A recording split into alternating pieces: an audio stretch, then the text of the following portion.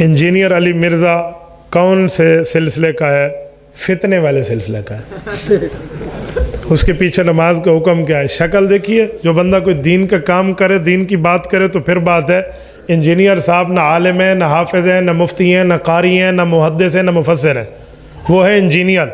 उनसे थली सीधी करवाओ, गली सीधी करवाओ, सड़क सीधी कराओ। दीन की बात पूछनी है तो उलमा से पूछें। इंजीनियर हो, आलिम भी हो, फिर जाकर आप उनसे बात कर लें, बहुत अच्छा है। हज़रत जी पीर ज़ुल्फ़कार अहमद नक्शबंदी दामत बरकातुहुम इंजीनियर भी हैं, आलिम भी हैं, हम सुन लेते हैं। तो वो इंजीनियर पहले आलिम तो बने, फिर जाकर बात करें। इधर उधर कैसे ईरान तुरान की फजूल बातें। लूडो खेलना कैसा है? चलो जी, इधर की मुफ्ती नहीं है, आप उनसे पूछ लें, हैं वो आपको सारी तरतीब समझाए देंगे। भाई लूडो खेलने में शर्त न लगाएं तो मुबाह है, न गुनाह है न सवाब है। लेकिन अगर उसके दौरान नमाजें ज़ाया हो रही हैं या दीन में सुस्ती हो रही है तो फिर गलत है, फिर छोड़ दें। इंसान को जहन्नम में आग का अज़ाब होगा, शैतान को किस तरह होगा हालांकि वो आग से बना है? यार ये पुराने सवाल हैं, घिसे पटे सवाल करते हो। कई बार इसका जवाब दिया है। इंसान मिट्टी से बना है, इसको मिट्टी उठा के ऐसी बड़ी ईंट मारे तो नहीं लगती, तो हम मिट्टी के बने हुए हमें मिट्टी लगती है। तो शैतान आग से बना, उसे भी अल्लाह पाक आग मार के दिखाएगा।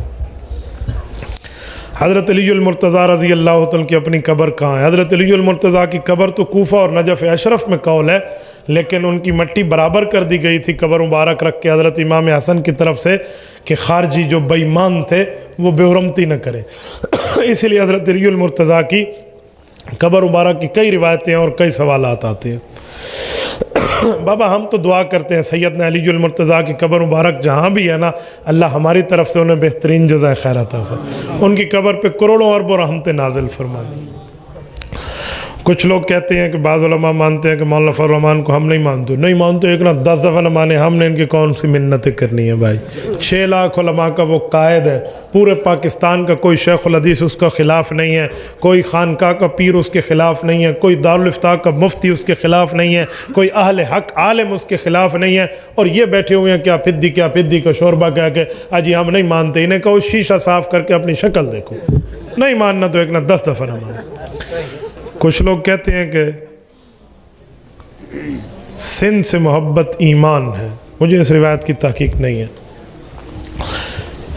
मौलाना अब्दुल सत्तार मेको साहब की मामलात में ये प्रोग्राम हो रहा है, उनके लिए दुआ कर दें। रब्बे करीम हज़रत मौलाना अब्दुल सत्तार साहब को जज़ाए खैर अता फरमाए और कारी अब्दुल हनान साहब को भी अल्लाह जज़ाए खैर अता फरमाए। मैं ये सवालात दुआ मांगते वक्त जो है ये किस हद तक जायज़ है? अल्लाह आपको खुश रखे, आप पर्ची लिख लें, फिर सारे उठना शुरू हो जाएंगे। कहते हैं नहीं, दूसरों की जिम्मेदारी इसने उठाई हुई है। ये हाल है भाई। वसीला उस हद तक जायज़ है जिस हद तक शरीयत ने बताया। ए अल्लाह हुज़ूर पाक अलैहिस्सलाम के वसीले से हमें ये चीज़ अता फरमा दे, जायज़ है। सहाबा के वसीले से दे, अहले बैत के वसीले से दे, औलिया के वसीले से दे, बिल्कुल जायज़ है, कोई मसला। वसीले में वसीला बंदे का देते हैं, मांगते बंदे के खुदा से। बैंक वाले नए नोट के बदले पुराने नोट लेते हैं और ऊपर पैसे लेते हैं, सूद है। नए नोट के बदले पुराने नोट ज़्यादा दो, ये सूद है, याद रखें। दोनों की कीमत एक जैसी है। आप उसको नए होने पे 10 रुपये को 12 रुपये तो नहीं बन जाते, जो उसकी कीमत कोई बड़ी हुई है कि आप उसके मुकाबले में पुराने नोट ज़्यादा ले लें, ये ऐन सूद है, इससे बच जाएं। एक बंदे ने मुझे कहा कि सीधा करने के पैसे लेते हैं। मैंने कहा लो जी, ये टेढ़ा हाथ है, सीधा हाथ करें तो कोई पाँव बन जाता है भाई। सीधा करो भी 10 रुपये, उल्टा करो भी 10 रुपये, टेढ़ा करो भी 10 रुपये, उसकी वही मालियत है। सीधे करने से कोई उसकी कीमत नहीं बढ़ जाती, इसलिए ज़्यादा पैसे दोगे सूद बन जाएगा। मुफ्ती साहब हदीस पाक में उस जगह जाने से रोका गया जहाँ अल्लाह का अज़ाब हो, तो सीरू फ़िल अर्ज़ फ़ंज़ुरू कैफ़ कान आक़िबतुल मुताल्लिक़ आप क्या कहते हैं? जी ठीक है, सीरू फ़िल अर्ज़ का मतलब यही है कि आप वहाँ से चलते चले जाओ, ठीक है, ज़मीन से गुजरो तो वहाँ से चलते चले जाओ और आप देख लोगे, आपको पता चल जाएगा कि मामलात है क्या। ये थोड़ी है कि अज़ाब वाली जगह में जाकर रुक जाओ। अज़ाब से हट के बंदा करीब से भी आप देखें, मदाइन साले में जाएं, मदाइन शुएब में जाएं और लोगों के ऊपर अज़ाबात के मामले, उस जगह को क्लोज़ कर दिया गया है। उधर से अल्लाह के रसूल सल्लल्लाहु अलैहि वसल्लम गुजरे तो इस्तिग़फ़ार फरमाते हुए गुजरे। इमाम आज़म अबू हनीफ़ा रहमतुल्लाह मुद्दत रज़ाल में 2.5 साल के कायल है, इनकी दलील क्या है? कुरान करीम में हौलैन कामिलैन है। इमाम साहब की दलील भी कुरान में है, लेकिन मसला ये है कि आपने कुरान से एक दलील उठाई है, दूसरी नहीं। इमाम साहब रहमतुल्लाह अलैह फरमाते हैं हमलुहु व फिसालुहु सलासून शहरा, ये हौलैन कामिलैन से पहले आयत मौजूद है कि उसका उठाना और उसका दूध छुड़ाना ये 30 महीने हैं। तो हमल के 2 माने हैं, हमलुन और हिमलुन। हिमल का एक माना होता है पेट में उठाना और हिमल का एक माना होता है वैसे उठाना। तो मुद्दत रज़ात अकल भी माने, मुद्दत हमल अकल भी माने तो 6 माह है। तो 6 माह हमलू की मुद्दत और 2 साल जो है उसकी छुड़ाने की मुद्दत, तो 2 और 6 माह 2.5 साल हो गए। ये इमाम साहब की दलील है, लेकिन फतवा साहिबान के कॉल पे है, इसलिए आप इस पर सवालात करने पे एतराज़ नहीं कर सकते। यूट्यूब पर टिकटॉक पर पैसा कमाना कैसा है? भाइयों, आपकी वीडियो सही है तो बिल्कुल सही है, हम तो वीडियो के गलत होने के ऊपर आपको एतराज़ करेंगे। इस तरह तो किसी किस्म का कोई मसला नहीं है। लोग कहते हैं उस पर इश्तिहारात में लड़की आती है, मैंने इश्तिहारात में तहकीक की है। देखें ये जो बोतल है पानी की, अगर इस पानी की बोतल के ऊपर लड़की की तस्वीर छपी हुई है तो आप लड़की की तस्वीर की वजह से पानी नहीं लेते, बल्कि पानी की वजह से पानी लेते हैं, वो तो वैसे छपी है। आप साबुन लेने जाते हैं, साबुन पे औरत की तस्वीर है, आप तस्वीर की वजह से नहीं लेते, आप साबुन की वजह से लेते हैं। तो तस्वीर छपने से साबुन का कारोबार हराम नहीं हो जाता। इस तरह जो टूथपेस्ट है उस पर औरतों की तस्वीरें हैं, वो तस्वीर छपने से ख़राब नहीं हो जाता। तो इस तरह अगर आपकी कोई दवाइयों वाले या इस तरह के इश्तिहारात चलते हैं तो किसी किस्म की कोई गलती नहीं है, वो तो इश्तिहार है, जिसने उसमें तस्वीर लगाई है वो जाने उसका काम।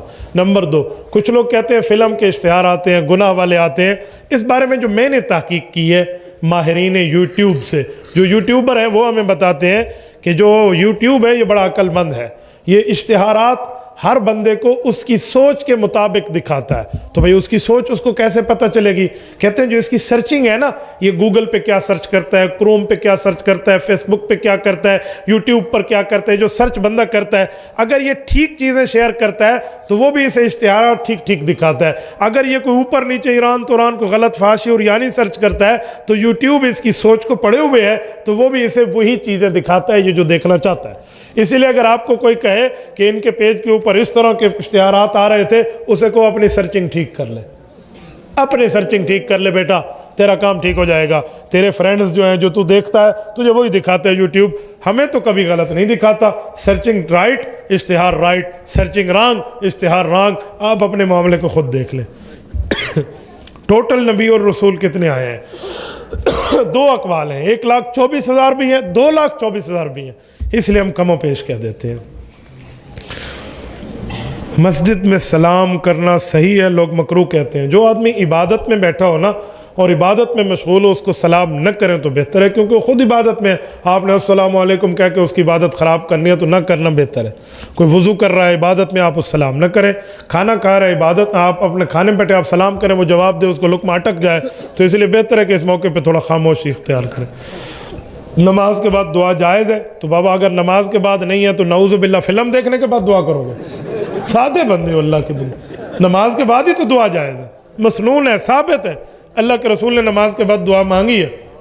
ये जो अल्लाह मानता सलाम है, ये नमाज के बाद की दुआ है, हुज़ूर पाक ने मांगी है और ऊँची मांगी है, तभी तो सहाबा को पता चला, तो इसलिए मांगनी चाहिए। जिनको नहीं ज़रूरत और अल्लाह से नहीं मांगने तो वो ना मांगे, हमें ज़रूरत है बाबा, हम मांगेंगे।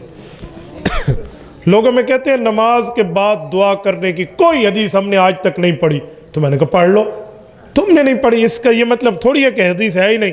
मुहद्दिस जलील अल्लामा सैयद यूसुफ बिन नूरी रहमहुल्लाह मारिफ सुनन में 6 हदीसें इस पर लाए। आप तिरमिज़ी की शरह में हदीसें पढ़ लें, सारी तफसील उसमें मौजूद है।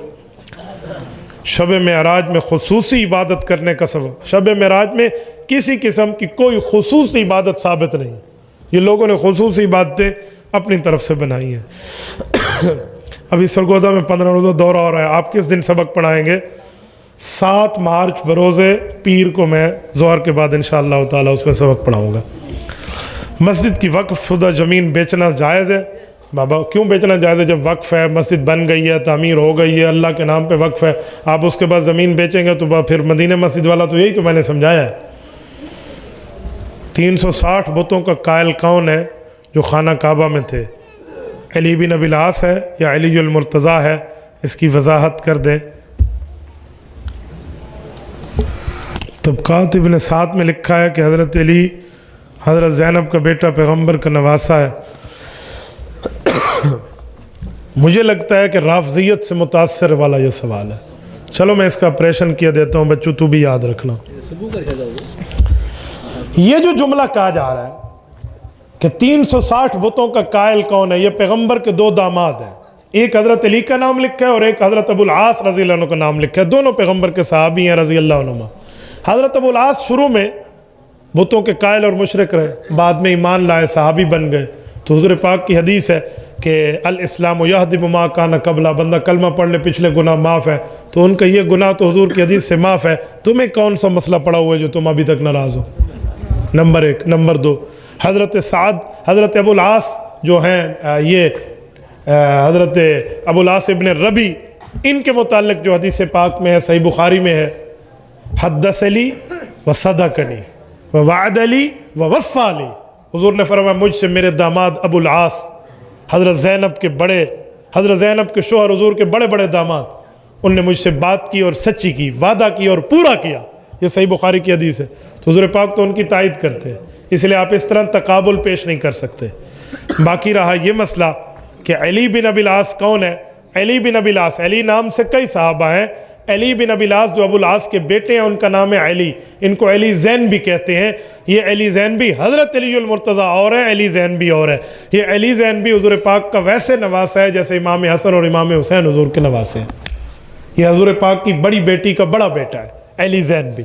ठीक है, तबक़ात इब्न सात में लिखा है तो सही लिखा है कि ये रसूलुल्लाह सल्लल्लाहु अलैहि वसल्लम का नवासा है, इसे अली ज़ैन भी कहते हैं। और एक मसला और भी बताता जाऊँ, लगे हाथों मैंने काम पूरा करना है, मैं उधार रखने का कायल नहीं हूँ। ये अली ज़ैन भी हज़रत अलीउल मुर्तज़ा का साला है, नहीं समझे? अली ज़ैन भी हुज़ूर पाक का नवासा, हज़रत अलीउल मुर्तज़ा की बीवी का भाई है, बच्चों का मामू है। आप कहेंगे कैसे? अम्मा फ़ातिमतुज़ ज़हरा रज़ी अल्लाह तआला अन्हा जिस वक्त इंतकाल फरमा गई तो वसीयत की थी, अली मेरे बाद अगर मेरी जैसी सिफात वाली दुल्हन चाहते हो तो मेरी भांजी उमामा बिनते अबिल आस से निकाह करना। ये उमामा इस अली ज़ैन बी की बहन है। हज़रत अली ने हज़रत अम्मा फ़ातिमा के बाद इनसे निकाह किया है। हुज़ूर की नवासी हज़रत अलीउल मुर्तज़ा की दूसरे नंबर पे बीवी बनी है, तो इसलिए नवासा अली ज़ैन भी हज़रत अली का साला और बच्चों का मामू है। ठीक है, अगर ये भांजी का रिश्ता लोग बताएं तो हज़रत फ़ातिमा की 4 बहनें साबित हो जाएंगी, इसलिए ये सच नहीं बोलते। कुछ लोग कहते हैं हम हक पर हैं, अहलु सुन्नत वल जमात अहनाफ देवबंद हक पर हैं, बाकी जिसका आपने लिखा है वो जाने, उनका काम जाने। या अली मदद लोग क्यों कहते हैं? जो कहते हैं उनसे पूछें, बाबा मैं तो या अल्लाह मदद का कायल हूँ। हज़रत अलीउल मुर्तज़ा भी तो या अल्लाह मदद ही कहते थे। हम तो या अबू बकर मदद के कायल नहीं हैं, तो आप या अली मदद की बात करते हैं। पंजपीरी किसे कहते हैं? बाबा पंजपीरी ममातियों को कहते हैं, इनसे हमारा कोई वास्ता नहीं है। HBD मनाना कैसा है? ये HBD हैप्पी बर्थडे है मेरे ख्याल में। हाँ, हबीब बैंक तो नहीं है ना? हैप्पी बर्थडे ऐसे फजूल किस्म की रस्म बनी हुई है भाई, कोई इसका शरीयत पे वो नहीं है, ऐसे लोगों का रिवाज चला हुआ है, कोई शरी हुक्म नहीं है। 94,000 की मोटरसाइकिल 1 साल की मुद्दत पे ली, किस्तें तय हुई, 1,20,000 दिए जाएंगे, जायज़ है? इस सवाल के जवाब की हद तक तो जायज़ है। इसमें कोई और शर्त है तो वो तफसील बता दें तो बताएंगे, इस हद तक हराम नहीं है।